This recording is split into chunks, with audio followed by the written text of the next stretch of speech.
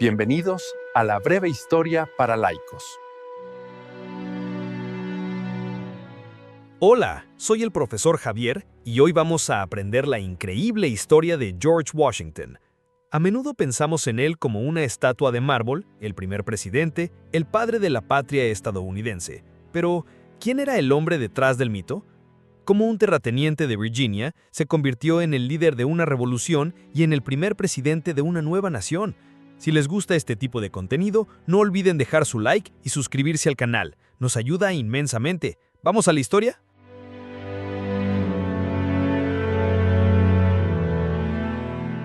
Imaginen por un momento la América del Norte del siglo XVIII. No existían los Estados Unidos como los conocemos. Eran 13 colonias británicas, un conjunto de territorios leales a un rey que vivía a miles de kilómetros de distancia, al otro lado del Océano Atlántico. En este mundo, en el estado de Virginia, nació en 1732 un niño llamado George Washington. Su familia no era de la más alta aristocracia, pero sí eran terratenientes acomodados. Desde joven, George no fue un gran académico de libros, sino un hombre de acción. Le interesaba la tierra, la agrimensura, medir terrenos y la vida militar.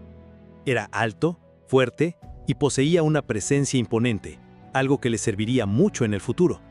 Su primera gran aventura llegó con la Guerra Franco-Indígena, que en Europa se conoció como la Guerra de los 7 años. Aquí, un joven e inexperto Washington, luchando para los británicos, cometió errores de novato, pero también aprendió lecciones brutales sobre cómo liderar hombres en el campo de batalla, cómo organizar suministros y, lo más importante, aprendió las tácticas de su futuro enemigo, el ejército británico. Esta experiencia fue su verdadera escuela militar. Tras la guerra, Washington regresó a su plantación, Mount Vernon. Se casó con una viuda rica, Martha Dandridge Custis, y se convirtió en uno de los hombres más ricos de Virginia. Su vida podría haber sido la de un próspero hacendado, gestionando sus cultivos de tabaco y sus esclavos, una realidad oscura e innegable de su vida y de su época. Washington fue propietario de esclavos durante toda su vida, y aunque sus ideas sobre la esclavitud evolucionaron con el tiempo, llegando a expresar en privado su incomodidad con la institución, su riqueza y estilo de vida dependían directamente del trabajo forzado de cientos de personas. Es una contradicción que la historia no puede ni debe ignorar. Pero el mundo estaba cambiando. Gran Bretaña, endeudada por la guerra, empezó a imponer impuestos a las colonias sin consultarles. El famoso "no hay tributación sin representación". Actos como la ley del sello o la ley del té encendieron la mecha del descontento. Washington, como muchos otros líderes coloniales, sintió que los derechos de los colonos como ciudadanos británicos estaban siendo pisoteados. Al principio buscó la reconciliación, pero la intransigencia británica empujó a las colonias hacia un punto de no retorno.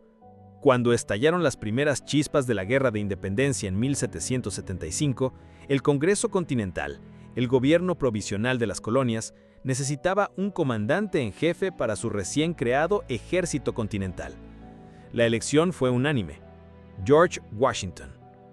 ¿Por qué él? No solo por su experiencia militar, sino por ser de Virginia, lo que ayudaba a unir a las colonias del sur con las del norte, y por su carácter. Proyectaba calma, dignidad y una determinación de hierro. Su trabajo fue titánico. Tuvo que crear un ejército de la nada, formado por granjeros y comerciantes, para enfrentarse a la mayor superpotencia militar del mundo. Los primeros años de la guerra fueron un desastre tras otro. Sufrió derrotas humillantes en Nueva York y fue forzado a una retirada constante. El invierno en Valley Forge, 1777-1778, es legendario.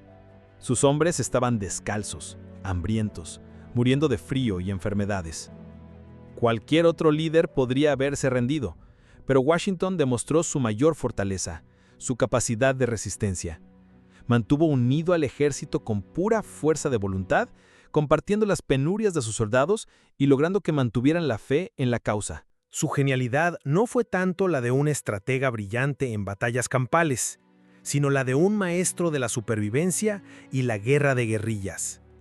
Sabía que no necesitaba aniquilar al ejército británico, solo necesitaba no ser aniquilado él. Su audaz cruce del río Delaware en la noche de Navidad de 1776 para atacar por sorpresa a los mercenarios hessianos en Trenton fue un golpe maestro de audacia que levantó la moral de toda la nación. La ayuda de Francia, que entró en la guerra del lado de los colonos, fue decisiva.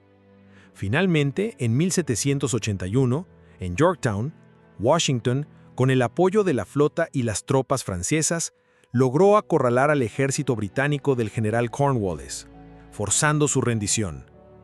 La guerra había terminado. La victoria era un hecho.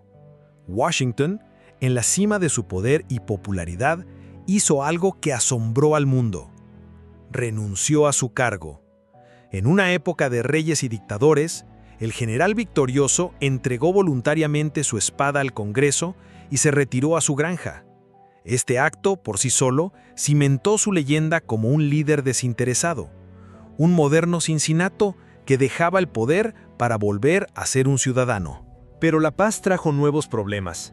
El país, bajo los artículos de la Confederación, era débil y estaba desunido. Hacía falta un gobierno central más fuerte. Así que, una vez más, llamaron a Washington. Presidió la Convención Constitucional de 1787, donde su presencia dio legitimidad al proceso de creación de la Constitución de los Estados Unidos. Una vez ratificada la Constitución, la elección del primer presidente era obvia. En 1789, George Washington fue elegido presidente por unanimidad, el único en la historia del país. Durante sus 2 mandatos, 8 años, sentó las bases de la presidencia. Creó el primer gabinete, estableció la neutralidad del país en los conflictos europeos y sofocó una rebelión interna, la rebelión del whisky, demostrando que el nuevo gobierno tenía la fuerza para hacer cumplir sus leyes. Su discurso de despedida es una de las piezas más importantes de la política estadounidense, donde advirtió sobre los peligros de los partidos políticos y las alianzas extranjeras. Tras su presidencia, se retiró definitivamente a Mount Vernon. En su testamento, tomó una decisión final sobre el tema que lo había acompañado toda su vida. Ordenó que todos los esclavos que poseía fueran liberados tras la muerte de su esposa Martha. Fue el único de los padres fundadores que era propietario de esclavos en hacerlo. Murió en 1799, dejando un legado inmenso y complejo. George Washington no era un semidios. Era un hombre ambicioso, pragmático, con defectos y contradicciones, como la de luchar por la libertad mientras poseía esclavos. Pero también fue el líder indispensable que guió a una nación naciente a través de sus momentos más oscuros, uniendo a un pueblo y estableciendo un precedente de liderazgo republicano que ha resonado a lo largo de la historia. Fue, sin duda, la figura clave sin la cual muy probablemente los Estados Unidos no existirían. Espero que hayan disfrutado de este viaje por la historia de George Washington. Como ven, los héroes de los libros de texto eran personas de carne y hueso, con sus luces y sus sombras. Si les gustó, no olviden dejar su like y suscribirse para más videos como este.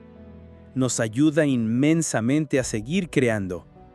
Desde ya, muchísimas gracias.